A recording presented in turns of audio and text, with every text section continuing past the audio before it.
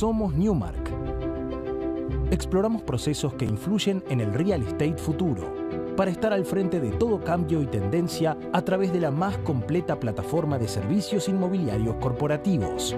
Newmark, experiencia al servicio de tu inmueble. Andrés Malamud, bienvenido. Gracias, Carlos. ¿Cuándo llegaste al país? El miércoles de la semana pasada. Desde Portugal. Sí. Vos, como todos sabemos, los que te seguimos, los que te leemos, los que te escuchamos, intervenís mucho en el debate argentino, en el intercambio de ideas, en el análisis, en la polémica. Estás como si fuera que vivieras acá. Pero ¿en qué te beneficia o te perjudica estar allá para entender un país? Me protege físicamente, porque puedo decir barbaridades y no me pegan en la calle. Bueno, Uno tiende a pensar que le da a perspectiva. nadie le pegan tanto en la calle. No, eso es verdad y es algo que hay que destacar. Vos pensabas cómo hacer para salir del bajón y yo te diría, Argentina es uno de los países menos violentos de América Latina. Menos violencia política y menos violencia social. Así que este es un buen punto para empezar. Muy bien, muy bien. Yo tiendo a pensar que la distancia te enfría y te da perspectiva. Yo sé que vos tenés un dicho opuesto, que vos no querés que el bosque te tape el árbol. Y estás permanentemente viendo las conexiones entre los árboles. Yo aprendo mucho de árboles escuchándote y después hago zoom out y trato de ver al bosque. Y uno piensa que salir de la vorágine le da esto. Por lo menos es lo que quiero creer. Pero sobre todo me da distancia para leer y para enterarme de los acontecimientos antes de que se despierten acá. El uso horario me favorece. Entonces me da tiempo para pensar fresco antes de que empiecen a calentar los motores. Y desde allá, sentado en Lisboa, ¿cómo explicarías qué está pasando hoy en la Argentina? Argentina Si es una tenés que montaña explicárselo, rusa. por ejemplo, a portugueses. Lo que siempre quieren saber es qué es el peronismo. Bueno, Por lo eso menos lo queremos saber nosotros también. Y los peronistas inclusive ahora. va a desaparecer antes de que lo descubramos. Pero ahora preguntan por Milei. Y lo que te preguntan por Milei depende del ciclo. Antes de la elección te preguntaban cómo puede ser que el milagro económico se haya acabado tan rápido. Y después de la elección te preguntan cómo es posible que Milei camine hacia la reelección y hacia la difusión de su programa por el mundo. ¿A qué se Aparecen debe carteles. eso? ¿A qué se debe eso? Bueno, Argentina es muy procíclica. Nos entusiasmamos cuando nos va bien y nos deprimimos cuando nos va mal. Y estamos Pero contagiando estos al mundo. que se entusiasman y se deprimen son portugueses. Pero hay mucha gente que tiene confianza en algo nuevo, en algo diferente. Milei toca una tecla ahí, que es la tecla del anti-establishment, lo que él llama casta. Y eso es un fenómeno, por lo menos occidental. A ver, contá bien por qué tiene tanta fama afuera. ¿Por qué pega Milei afuera? ¿Qué fibra toca? Es un rockstar, es un personaje que mueve emociones, que llena estadios. Y eso tiene que ver con las características individuales del personaje. Es el pelo, es como grita, es como canta. Pero además, acá, la cuestión de la libertad y sobre todo las identidades negativas, es decir, estar contra algo, eso es lo que en todo el mundo se está difundiendo. Hay más antifujimorismo que fujimorismo en Perú. Hay más antikirchnerismo que kirchnerismo en Argentina. Y en todos lados hay un anti-establishment creciente, que se acaba de ver también de manera manifiesta en la elección de Chile. 3 antis compitieron en Chile por primero, segundo y tercer lugar. Los antifascistas, los anticomunistas y los anticasta. Y eso es cada uno de los 3 candidatos que sacaron 26, 24 y 20%. Acá Milei, en el mundo, encarna con, hasta te diría, cierta alegría, cierta festividad, esas identidades y sentimientos negativos que albergan en todos lados. ¿Cómo estás viendo la situación del gobierno hoy después de la elección? Hoy es una fiesta, con todos los problemas estructurales que sabemos que tiene. Si vos le preguntás al gobierno, todo marcha acorde al plan. El acuerdo con Bessent lo programaron desde aquel famoso viaje de un día, en el cual dijeron lo activamos si lo necesitamos. Entonces estaba todo pensado con anticipación. ¿Será así? ¿Cómo saber? Milei dice, ¿te acordás aquella vez, antes de ser presidente? Tengo acá los miles de millones de dólares necesarios para dolarizar. No sabemos si ya tenía contactos con Bessent. Uno tiende a pensar que contactos tenía. Pero Milei era candidato cuando Trump todavía no era presidente, así que no había garantías. Milei es un apostador de alto riesgo. como era Perón. La apuesta te puede salir bien o te puede salir mal, pero no está errada la apuesta. Vos pones todo al rojo. No es un error ni un acierto hasta que sale el número, hasta que sale el color. Y él se la pasa haciendo apuestas de alto riesgo, que por ahora le van dando resultados. El día que no te da y apostaste un pleno y no te salió, te vas desnudo a casa. Pero por ahora tiene una intuición, un conocimiento y además una anticipación. Por esto que decíamos del viaje de Bessent y quizás el teléfono, aunque eso le podemos preguntar después a alguno de tus investigadores en las mesas que vienen. ¿Eso lo convierte en un político destacado, político, si lo miramos como personal de la política, como bicho político? Sí. Te saco de mí. No Estás importa. describiendo un tipo que sería una especie de, lo comparaste con Perón, Yo lo no veo sé, muy... un Carlos Menem, un Alfonsín, un Néstor, lo pones en esa... Menem, Alfonsín, ese podio. Menem, Alfonsín y Néstor llegaron al poder con partidos preexistentes. Milei no y Perón tampoco. Llegan al poder de maneras atípicas para una democracia de partido. Y después construyen. Bueno, Perón llegó desde el Estado, ¿no? Sí. Fue preso Es mientras más que un tanto, partido. pero tuvo el Estado para crear, exactamente. Pero se presenta por una conjunción de 3 partidos, después crea el peronismo y después le va cambiando de nombre. Milei también tenía algún apoyo económico importante. Y lo fue teniendo de uno y del otro. Él supo jugar con los que querían perjudicarse mutuamente, con Juntos por el Cambio y con Massa, que lo financiaban en diferentes etapas de su secuencia hasta llegar al poder. Así que no es que surgió de la nada y no contó con dinero. Tuvo muchos apoyos. Pero no importa lo que yo piense, importa lo que dice, por ejemplo, Tuto Quiroga, candidato a presidente de Bolivia, quedó segundo. O José Antonio Kast, candidato a presidente de Chile, que puede ser el futuro presidente. O lo que te dice el mismo Trump, lo que hace Trump. Esos lo consideran un ser extraordinario, si lo queremos poner en el sentido de no ordinario, fuera de lo común. Así que más allá del análisis, vos ves que los protagonistas políticos ven en Milei una entidad nueva y novedosa, que nunca antes habíamos visto en un político que sube al estrellato en 2 años. ¿Y qué tiene de convencional? La parte posterior a la llegada al poder. Él llega sin partido, pero está construyéndolo. Y además, convencional, en el sentido tradicional, los Menem, pareja, la construcción con la casta, diciendo que la combate. Pero después de convencional, en el sentido de ser un rupturista como todos los demás rupturistas, la reunión de Trump con Mamdani en la Casa Blanca, o lo que vos mencionabas, la reivindicación de Rosas por este gobierno. Hacer lo inesperado, juntarse con los enemigos y dejar a todos de boca abierta preguntándose qué pasó. No es convencional, hasta que vos ves que es lo mismo que hace Trump. Pasa a ser convencional en los disruptivos, en los rupturistas. Tienen un manual. Lo van escribiendo. Hay cosas que Steve Bannon escribió con tiempo, que el Movimiento 5 Estrellas de Italia escribe desde 2008. Y después van innovando. Y cuando uno innova y funciona, el otro le copia las prácticas. Vos hablabas de el odio como motor, la animadversión como motor, el rechazo al otro. Y hablabas del discurso anticasta que forma parte de ese fenómeno, ¿no? El odio a la casta. ¿Cuánto se puede gobernar con ese método? No digo llegar al poder, empezar a gobernar. Yo digo, estamos hace años hablando de la integración de la Corte, o de poner al procurador, o ahora Kicillof necesita 2/3 para endeudarse. Si el sistema institucional te pide que armes 2/3, y la política está incapacitada hoy para juntar 2/3 en cualquier lugar. Te digo primero el concepto general y después la evidencia empírica. El concepto general es que no sabemos. Juliano da Empoli dice que vivimos en la era de la rabia y el algoritmo. Nunca antes habíamos vivido la era de la rabia y el algoritmo. Estamos aprendiendo a vivir en esa era y lo que vemos es que alguna estabilidad consiguen estos que encarnan la rabia. Pero el caso específico de la Corte, que requiere 2/3 del Senado. 2/3 es 48 sobre 72.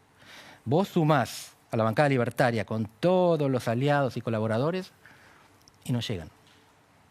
La única manera de llegar es sumar votos peronistas. Y el otro día estaba hablando con una senadora que no es ni libertaria ni peronista, es decir, es del tercio excluido. Yo no sabía que fuera excluido. Y le estoy diciendo esto, necesitan hacer un acuerdo con los peronistas. Y ella me dice 20 más 28. Es el número de los libertarios más el número de los peronistas. Y me dice, esto está hablado. No sé con qué nivel de intensidad, con qué nivel de acuerdo, y por supuesto que va a haber fisuras, va a haber fugas. Pero esas fugas pequeñas se compensan fácil. Así que está en marcha la negociación. Cuando hablas con importantes sindicalistas, te dicen, nosotros no hacemos sindicalismo de confrontación, hacemos sindicalismo de gestión. Es una definición fascinante esto, porque están preparados para gobernar, no para oponerse. Hay mucho ambiente de acuerdo en la política argentina, solo que no salen los diarios. ¿Vos ves que el peronismo va a seguir negociando? ¿Vos decís ese peronismo que negocia es el mismo peronismo que tuvimos hasta ahora? ¿O va a haber una negociación distinta? Están los que te dicen, no, a los 48 llegamos, podemos llegar excluyendo a Cristina, produciendo una fisura en ese partido. Entonces, ¿cómo ves el destino del peronismo? ¿Cómo ves la cohesión del peronismo? ¿Qué va a pasar con esa fuerza? De lo general a lo particular, en los parlamentarismos tenemos partidos políticos que están disciplinados incluso en la oposición. En los presidencialismos no. Casi ningún caso que vos encuentres vas a encontrar que los opositores son tan disciplinados como los oficialistas. Entonces en Argentina hay un partido violeta que se ordena por el poder y todo lo demás es lo que algunos llamarían una confederación de partidos provinciales. En realidad ni siquiera, porque son partidos que tienen el mismo nombre pero votan en diferentes direcciones. Radicales, pro y peronistas están haciendo diferentes negocios dentro de su partido formal. En este momento yo me imaginaba que iba a ser una negociación provincia por provincia, gobernador por gobernador, de a 2 senadores por 2 senadores. Y ahora lo que estoy para viendo... lograr esos 2 tercios. Exactamente. Pero ellos lo que esperan es que tengan una chance de reunir la mayor parte del peronismo contra Cristina. Que la mayor parte del peronismo aproveche la oportunidad. Ellos, ¿a quién te referís? ¿Al gobierno? Sí. Al gobierno le conviene que el peronismo se libere de Cristina. No. Pero si ellos pueden mantener el equilibrio en que Cristina sigue ahí, generando identidades negativas, generando votos para los libertarios, y al mismo tiempo permite que se junten los peronistas. Se quede ahí para odiarla, vos decís. Exactamente. Pero mientras tanto es odiada que la odian los peronistas también. Los peronistas que la odian votan los jueces con el gobierno. No del gobierno, negocian, uno y uno. La cuestión es que hasta ahora lo que sale en los diarios es que Cristina propone una jueza. Ese es el escenario improbable, donde el gobierno negocia con Cristina. No es imposible. ¿Por qué no es imposible? Porque Santiago Caputo, ¿cómo piensa él? Él lo que piensa es qué piensa la casta. Y después hace lo contrario. Y eso es muy efectivo durante buena parte del día. Después, viste que el reloj parado da la hora correcta 2 veces por día. La casta a veces tiene razón. O sea, ahí se equivoca Santiago Caputo. Pero la mayor parte del tiempo tiene razón. Y si él hace un pacto con Cristina, probablemente sorprenda a todos y mantenga a Cristina como objeto de odio. Pero él tiene 2 posibilidades. Hace el acuerdo con los kirchneristas y rompe más al peronismo y la mantiene, al cuco, o el acuerdo con todos los que están contra Cristina, siempre que Cristina siga teniendo visibilidad pública. ¿Cuál es el rol de Cristina? ¿Por qué los peronistas no se la pueden sacar de encima? Porque todo esto que vos decís supone que se la van a sacar de encima y hasta ahora no pudieron. Porque Cristina radicalizó el peronismo. El peronismo era plástico. Sus líderes se deglutían en vida. Después de Perón, no con Perón, después de Perón, vos viste que Cafiero le ganó a los ortodoxos, Menem le ganó a Cafiero, Duhalde y Kirchner le ganaron a Menem, y después llegó Cristina y nunca más nadie le ganó. Es como los radicales, que nunca pierden el poder en vida. Irigoyen solo fue líder del partido cuando Alem se mató. Alvear solo fue el líder verdadero cuando Irigoyen se murió. Balbín lo mismo, Alfonsín no le gana la interna, la pierde, y tiene que esperar que Balbín muera. Y mientras Alfonsín estuvo vivo, nadie le ganó una interna. Cristina radicalizó el peronismo porque lo ancló en un sector geográfico, en un sector ideológico. Es como radical, vos decís. Sí, Cristina es una líder radical. Y el radicalismo no es un partido al que le esté yendo bien, porque el radicalismo se convirtió en rígido. Se rigidizó, y Cristina rigidizó, algunos dirían rigor mortis, al peronismo. Lo ancló en la geografía conurbana y en la ideología progresista, de izquierda. Y el peronismo no era eso. El peronismo era gobernadores que se hacían presidentes de La Rioja o de Santa Cruz. Era toda la geografía de la Argentina. Y no era la izquierda. Era a veces era derecha. Era lo que convenía a los tiempos. Y ella mantiene su olfato, solo que también mantiene el ancla. Ella se da cuenta. Es más moderna que Kicillof en ese aspecto. Pero ya no consigue desenraizarse de esa ideología y de esa geografía. Y el resto del peronismo está desesperado, pero no la puede desbancar, porque la provincia de Buenos Aires es el elemento tóxico de la política argentina. Hay alguien que escribió un libro muy bueno sobre el nudo bonaerense. En el 2023, cuando mirabas el voto a Milei, había un componente sociológico que uno podría decir era un voto peronista, de clase media-baja, por decirlo de alguna manera. Y yo recuerdo que Juan Carlos Torre en aquel momento dijo, acá hay una novedad, que es que aparentemente hay pobres que ya no votan peronismo, cuando el principio básico, la ley básica de la política argentina era los pobres votan peronismo. Sí. Yo escuché a un dirigente importante de la capital federal decir, en ese 30% que sacó Milei en las primarias, 15% es un voto no peronista, 15% lo pusimos nosotros. ¿Ese experimento vos crees que sigue su curso o que Milei se va pareciendo cada vez más y la Libertad Avanza al PRO, a un partido antiperonista? Con lo cual este experimento de convergencia se vuelve más complicado. Ana lo va a explicar mejor que yo porque tiene los datos. Pero lo que nosotros vemos es que Milei se cambiemizó. Él tuvo un voto muy transversal en 2023 cuando llega a la presidencia, el voto de los chicos rugby y de los chicos rapi, de los countries y de las villas. Y ya no lo tiene. Ahora hizo una mejor elección en los sectores de mayores recursos y una peor elección en los sectores de menores recursos. Y si vos ves la grilla, él responde a la misma proporcionalidad que Cambiemos, que el PRO y que el radicalismo en el pasado. A mayor nivel económico-social y mayor grado de educación formal, más voto por los libertarios. Y cuanto más abajo te vas en la escala social, menos votos los libertarios. El peronismo siempre mantuvo la diagonal opuesta. Los sectores populares son más peronistas, las clases medias son menos peronistas. Milei fue un presidente transversal y duró 2 años como transversal. No le fue mal con la transformación, porque él dejó de criticar a la casta y pasó a criticar a Cristina, que es la mitad de la casta, con la otra casta está aliado. Así que fue una operación por ahora efectiva. Pero es una operación efectiva porque consiguió los dólares. El resto es cobertura ideológica, operaciones políticas. Si no había dólares, no había victoria.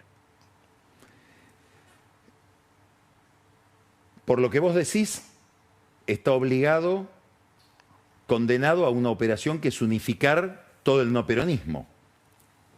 ¿No? Digamos, para hacer Cambiemos tiene que hacer esa operación que es la que hizo Macri en el 2015. Sí, y eso nos diferencia de Chile, que Chile tiene 3 identidades negativas y Argentina tiene 2.